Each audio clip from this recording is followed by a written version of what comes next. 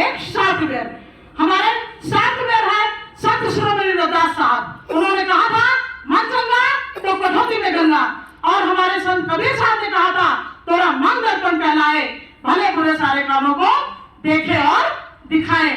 और हमारे बहुजन नायक मानवर काशीराम साहब ने कहा था अगर न्याय चाहिए तो शासक बनो और गुलाम नहीं।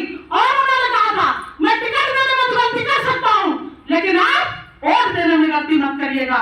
और हमारे पेरियार संतनाट के परमवीर ललई सिंह यादव और हमारे माता सावित्रीबाई, ज्योतिराव फुले और हमारे समाज के जन्मे सभी महापुरुषों का उसने, और हमारे परमवीर ललई सिंह यादव ने सच्ची रामायण लिख करके पाखंडवाद को जड़ से समाप्त कर दिया। तो मैं कहना चाहती हूँ मिल जाते अगर दोनों आग लग जाती पानी में, बचपन की वही दोस्ती हो जाती जवानी में। जिस और जवानी चलती है उस और जमाना चलता है। कहने का मतलब ये है कि जिस तरीके से हम बचपन में एक साथ बैठते हैं, खेलते हैं, खाते हैं, तो अब हमें मिल जाना चाहिए। तो कहते हैं सोच बदल दोगे तो सितारे बदल जाएंगे, और नजर बदल दोगे तो नजारे बदल जाएंगे। समाज में नकल से, धर्म में शकल से, राजनीति में अकल से। पहले इंट्रोडक्शन, फिर प्रेजेंटेशन, फिर डिमॉन्स्ट्रेशन। हमें 3 प्रकार से संगठन चलाना चाहिए: निगरानी, नियंत्रण, निर्देशन, बराबर निर्माण, बराबर समतामूलक समाज की स्थापना। और हमें 5 बातों का हमेशा ध्यान रखना चाहिए। जिसके पास गुरु है उसका काम शुरू है, जिसके पास बुद्ध है वही शुद्ध है, जिसको मिल जाता है संत उसके दुखों का होता है अंत, जिसको मिल जाता है फकीर उसकी खुलने वाली होती है तकदीर, और जिसके पास संविधान है सभी समस्याओं का समाधान है।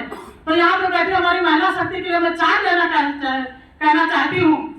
बिजली जब चमकती है तो आकाश को बदल देती है, आंधी जब चलती है तो दिन को रात में बदल देती है, और ज्वालामुखी जब फटती है तो पृथ्वी को पताल में बदल देती है, और जब महिला नाचती है तो इतिहास बदल देती है। तो और मैं कहना चाहती हूँ आजकल रात भर नींद आती नहीं, एक पल के लिए याद जाती नहीं, दिन महीना वो था, साल ऐसा वो था, जिसमें जीने के सभी अधिकार मिल गए संविधान से वो मुझको प्यारी हो गया संविधान से। तो आपको संविधान जरूर पढ़ना चाहिए। संविधान अगर आप पढ़ेंगे तभी आगे बढ़ेंगे, तभी लड़ेंगे। और हम ये चाहते हैं कि संविधान में जितने अनुच्छेद हैं, बाबा साहब ने 395 अनुच्छेद लिखे, और हिंदू कोड बिल ना होता तो हम महिलाओं को यहाँ से बोलने का अधिकार नहीं होता, आप लोगों को बैठने का अधिकार नहीं होता। तो बाबा साहब को संविधान को जरूर पढ़िए। और समय कम है इसलिए मैं विषय संक्षेप में रखना चाहती हूँ। वो विषय बहुत ही ध्यानपूर्वक सुनिएगा, फिर तो गीत के माध्यम से हम बोलते ही रहते हैं। विषय भारत का संविधान और लोकतंत्र के लाभार्थियों का कर्तव्य उद्घोष।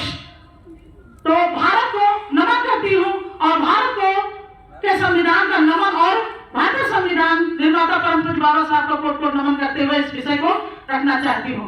भारत की जनता के लिए जो लोकतंत्र कायम हुआ है 26 नवंबर 1949, ठीक उसी तरह से जिस तरह से पहाड़ से लेकर जमीन तक, यहाँ तक कि मरुस्थल पे जो सूखे पौधे बारिश की बूंद पड़ने पर हरियाली आ जाती है, और उसी तरह पल्लवित और फलित होने लगते हैं, ठीक उसी तरह हमारा भारत का संविधान लागू हुआ।